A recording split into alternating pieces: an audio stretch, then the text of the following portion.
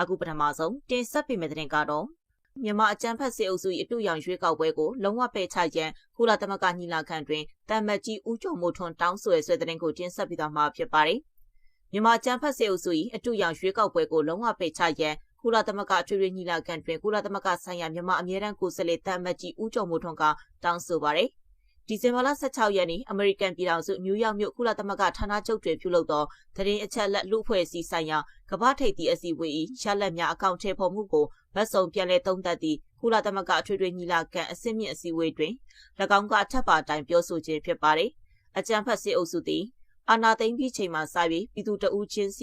ီစစ်စောင့်ကြည့်ရေးစနစ် PSMS ကိုအသက်သွင်းခြင်းဖြင့်ပြည်သူတို့အပေါ်အစုလိုက်အပြုံလိုက်စောင့်ကြည့်ထောက်လှမ်းမှုများကိုတိုးမြင့်ဆောင်ရွက်နေပြည်သူများအနေဖြင့်စိုးရိမ်ပူပန်မှုများတိုးပွားလျက်ရှိကြောင်း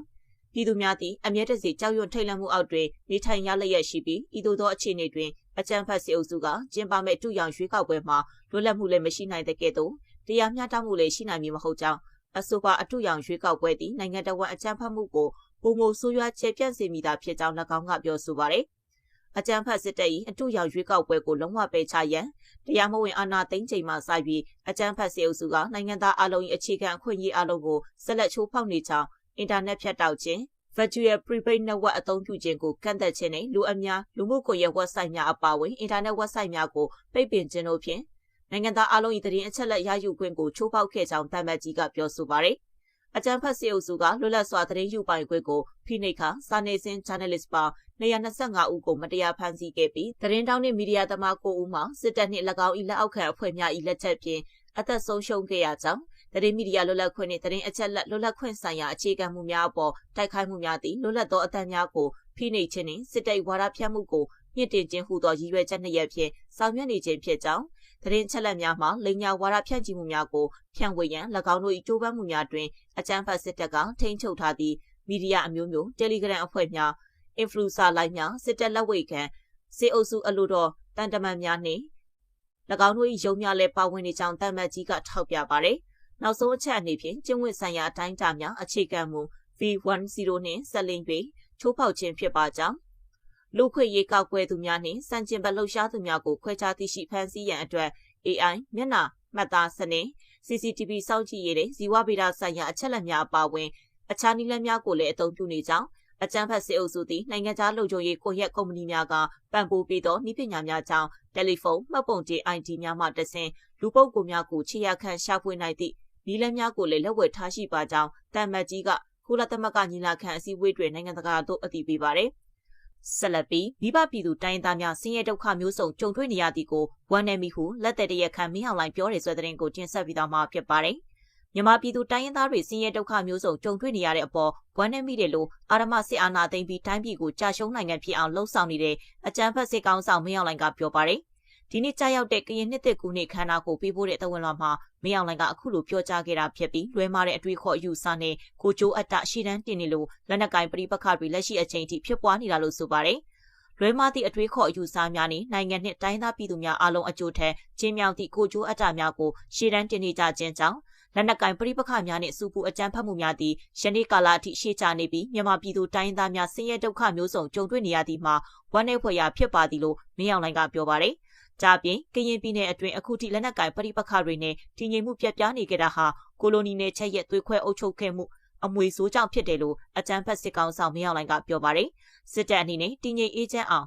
NCA ကိုလှုပ်ဆောင်ခဲ့ပေမဲ့အမှန်အတိုင်းမရှုမြင်ပဲတချို့ကလမ်းမကိုရှောင်နေစေဖြစ်တယ်လို့ကရင်ပြည်နယ်တဲကလက်နက်ကင်တိုက်ပွဲဝင်တွေကိုရှင်းညွှန်းပြီးမင်းအောင်လှိုင်ကပြောဆိုပါတယ်။မင်းအောင်လှိုင်ရဲ့နှုတ်ကဘလို့စကားတွေပဲပြောဆိုပါစေဒီနေ့အချိန်အခါမျိုးတိုင်းပြည်ကိုစင်းရဲတွင်းနဲ့အောင်ကြာရှုံးနိုင်ငံဖြစ်အောင်တွန်းပို့တဲ့တရက်ခန့်ဟာပြည်သူစန္ဒမှာပါပဲအယက်သားအစိုးရထံကအာဏာလုယူအုပ်ချုပ်နေတဲ့မင်းအောင်လှိုင်ဦးစီးတဲ့စစ်တပ်ဖြစ်တယ်လို့မြန်မာလူထုကမှတ်ယူထားကြပါတယ်။ဆက်လက်ပြီးစစ်အာဏာသိမ်းမှုကြောင့်နိုင်ငံရေးနည်းလမ်းဖြင့်ဖြည့်ရှင်းဆောင်ရွက်မှုများအလုံးရပ်ဆိုင်းသွားခဲ့ပြီးအကြမ်းဖက်စစ်တပ်ကထာဝရအာဏာတည်တံ့ခိုင်မြဲစေရေး2008ဖွဲ့စည်းပုံဥပဒေဖြင့်ချုပ်ကင်ကြဟု KNU ဥက္ကဋ္ဌပြောတဲ့ဆိုတဲ့သတင်းကိုတင်ဆက်ပြီးတော့မှာဖြစ်ပါတယ်။ မြန်မာနိုင်ငံတွင်စစ်အာဏာသိမ်းမှုကြောင့်နိုင်ငံရေးနည်းလမ်းဖြင့်ဖြည့်ရှင်းဆောင်ရွက်မှုအလုံးရပ်ဆိုင်းသွားခဲ့ပြီးစစ်တပ်ကထာဝရအာဏာတည်တံ့ခိုင်မြဲစေရေး2008ဖွဲ့စည်းပုံဥပဒေဖြင့်ချုပ်ကိုင်ထားကြောင်းကရင်အမျိုးသားများအစည်းအရုံး KNU ဥက္ကဋ္ဌဖရိုစောကွယ်ထူးဝင်းကပြောဆိုပါတယ်။ယနေ့ဒီဇင်ဘာလ19ရက်နေ့ကြာရောက်တဲ့2965ခုနှစ်ကရင်အမျိုးသားနှစ်သစ်ကူးနေ့သို့ပေးပို့သောသဝဏ်လွှာတွင် KNU ဥက္ကဋ္ဌကထပ်ပါတိုင်းပြောဆိုလိုက်ခြင်းဖြစ်ပါတယ်။မြန်မာနိုင်ငံမှာအင်္ဂလိပ်ထံမှ1948ခုနှစ်တွင်လွတ်လပ်ရေးရယူခဲ့ပြီးနောက်ပိုင်း1962ခုနှစ်မှစတင်ပြီးဗမာစစ်တပ်ကတိုင်းပြည်အာဏာကိုအာဏာမရယူပြီးစစ်အုပ်ချုပ်ရေးပုံစံအမျိုးမျိုးဖြင့်အုပ်ချုပ်လာခဲ့ကြောင်းစစ်တပ်အုပ်ချုပ်မှုကိုပုံစံအမျိုးမျိုးနှိလက်အသွယ်သွယ်ဖြင့်စန့်ကျင်ကန့်ကွက်ခဲ့ကြသဖြင့်အုပ်ချုပ်ရေးပုံစံအမျိုးမျိုးပြောင်းခဲ့တော်လဲမဟာလူမျိုးကြီးဝါဒစစ်အုပ်ချုပ်ရေးကိုမဖြစ်ပေခဲ့ကြောင်း၎င်းကပြောဆိုပါတယ်2021ခုနှစ်ဖေဖော်ဝါရီလတွင်စစ်တပ်ကတိုင်းပြည်အာဏာကိုထပ်မံသိမ်းယူသည့်အတွက်နိုင်ငံရေးနည်းလမ်းဖြင့်ဖြည့်ရှင်းဆောင်ရွက်မှုများအလုံးရပ်ဆိုင်းသွားခဲ့ကြောင်းဗမာစစ်တပ်အနေဖြင့်ရင်ကဲ့သို့အာဏာသိမ်းမှုမှာလူမျိုးစုများနှင့်ပြည်သူလူထုလိုလားသည့်ဖက်ဒရယ်ဒီမိုကရေစီပြည်ထောင်စုတည်ဆောက်ရန်လုံးဝလက်မခံနိုင်သည့်ကိုရှင်းရှင်းလင်းလင်းဖော်ပြခဲ့ခြင်းဖြစ်ကြောင်းသူကဆက်ပြောပါတယ်။ဗမာစစ်တပ်အနေနဲ့2008ဖွဲ့စည်းပုံအခြေခံဥပဒေကရေးထားတဲ့အခွင့်အာဏာပေးထားတဲ့အတိုင်းပဲစစ်တပ်ကနေကြီးစိုးချုပ်ကိုင်လိုတဲ့ဆန္ဒပဲရှိပါတယ်။အခုချိန်မှာစစ်တပ်ကအာ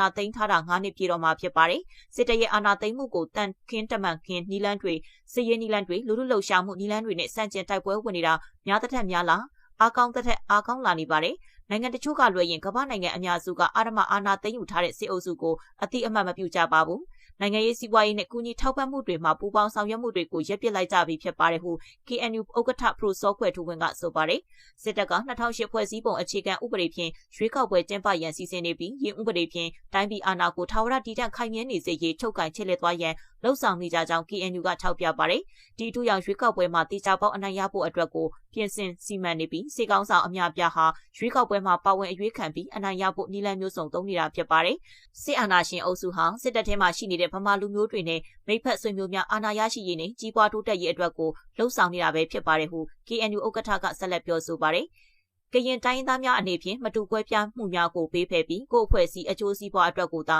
ကြည်တာမျိုးမလုပ်ဘဲနိုင်ငံကအကျိုးစီးပွားအတွက်အလုံးညီညွတ်စွာပူးပေါင်းဆောင်ရွက်ကြရန် KNU ဥက္ကဋ္ဌကတိုက်တွန်းပြောဆိုသွားပါတယ်။ဆက်လက်ပြီးနေပြည်တော်မကွေးလမ်းပိုင်းတွင်စစ်တပ်ရင်တန်းဤကား6စီးပါရှိခါရင်တန်းကိုမိုင်းဆွဲမှုစစ်သား2ဦးသေဆုံးနေဆွဲတဲ့တင်ကိုတင်ဆက်ပြီးတော့မှာဖြစ်ပါတယ်။မကွေးတိုင်းနေပြည်တော်မကွေးလမ်းပိုင်းတွင်အကြမ်းဖက်စစ်တပ်ဤကား6စီးပါရင်တန်းကိုမိုင်းဆွဲတိုက်ခိုက်ရာစစ်သား2ဦးသေဆုံးခဲ့ကြောင်းမြို့သိမြို့နယ်ပြည်သူ့ကာကွယ်ရေးအဖွဲ့မှတာဝန်ရှိသူတို့ကသတင်းဌာနကိုပြောကြားပါတယ်။ဒီဇင်ဘာလ18ရက်နေ့နနက်10:20အချိန်တွင်မကွေးမြို့ဘက်မှနေပြည်တော်ဘက်သို့ထွက်ခွာလာသောအကြမ်းဖက်စစ်တပ်ကား6စီးပါရှိခါရင်တန်းကိုတော်လှန်ရေးတပ်ဖွဲ့များကနေပြည်တော်မကွေးလမ်းပိုင်းမိုင်တိုင်22အနီးတွင်မိုင်းဆွဲတိုက်ခိုက်ခဲ့ကြောင်းသိရပါတယ်။ထိုတိုက်ခိုက်မှုအတွင်းအကြမ်းဖက်စစ်တပ်ဘက်မှစစ်သား2ဦးသေဆုံးကတဦးထိခိုက်ဒဏ်ရာရရှိခဲ့ပြီးရိတ်ခါကား2စီးမိုင်းစားထိမှန်ကတစီးမှပျက်စီးခဲ့ကြောင်းသိရပါတယ်။စစ်ခွေးသေစင်ထပ်ထိုးသေဆုံးတာမျိုးကတော့ကျွန်တော်တို့ဆက်လက်စုံစမ်းနေစေပါ။စစ်ခွေးအင်အားကတော့မသိရသေးပါဘူး။ထောက်ပို့ရင်တန်းဆိုတော့လူအင်အားနေမှာပါ။မကွေးမြို့ဘက်ကနေနေပြည်တော်ဘက်သို့ထွက်ခွာလာတဲ့စစ်ခွေးကား6စီးပါကျွန်တော်တို့က